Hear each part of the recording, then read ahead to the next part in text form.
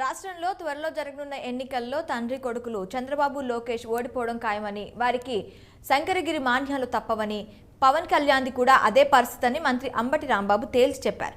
ఎన్టీఆర్ దెబ్బకు చంద్రగిరిలో చంద్రబాబు ఓడి కుప్పం పారిపోయాడని, అలాగే వైఎస్ జగన్ దెబ్బకు మంగళగిరిలో లోకేష్, రెండు చోట్ల దత్తపుత్రుడు పవన్ చిత్తుచిత్తుగా ఓడిపోయి రోడ్లపై తిరుగుతున్నారని ఎద్దేవా చేశారు. చంద్రబాబుకు దమ్ము ధైర్యం అంత సీను ఉంటే 175 సీట్లలో సింగిల్ గా పోటీ చేయగలరా అని సవాల్ చేశారు. రారు అనేది మాట్లాడుతున్నారుగా, నేను అడుగుతా ఉన్నా, సవాలు చేస్తున్నా, ఈ సవాలును స్వీకరించండి.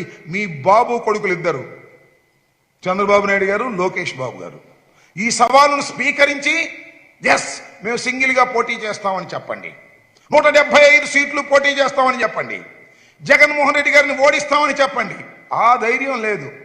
విమర్శలు ఏమంటే పిచ్చి పిచ్చి విమర్శలన్నీ కూడా చేసే పరిస్థితికి ఆ నియోజకవర్గం నుంచి మరొక నియోజకవర్గానికి మారుస్తున్నారు జగన్మోహన్ రెడ్డి గారు. మేము ఎందుకు మారుస్తున్నాము? 175 సీట్లు మా టార్గెట్. తిరిగి మళ్ళా అధికారంలోకి రావడం అనేది మా టార్గెట్ కానే కాదు. ఒక్క సీటు కూడా మీ కలయికకు చంద్రబాబు నాయుడు గారు, పవన్ కళ్యాణ్ కలిసి పోటీ చేసి వస్తే మీ ఇద్దరిని కూడా తుక్కుగా ఓడించి రెండు పార్టీలను కాలగర్భంలో కలిపే విధంగా చెయ్యాలనేటువంటి ఒక వ్యూహంతో మేము వస్తున్నాం.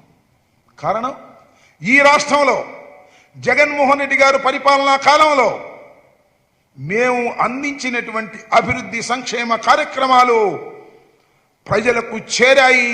ప్రజలు మోర్ దెన్ 50%, ఓటర్లు మోర్ దెన్ 60% ఈ రాష్ట్రంలో జగన్మోహన్ రెడ్డి మళ్ళా ముఖ్యమంత్రి కావాలని అనుకుంటున్నారనే అంశాన్ని మీరు మర్చిపోయి మాట్లాడుతున్నారు. మీరు కానీ, మీ కుటుంబ సభ్యులు కానీ, ఎన్టీ రామారావు గారు కుటుంబ సభ్యులు కానీ ఎక్కడెక్కడెక్కడో పోటీ చేయొచ్చు. కానీ వైఎస్ఆర్ కాంగ్రెస్ పార్టీ అభ్యర్థులు మాత్రం అటు ఇటు మార్చుకుంటే మా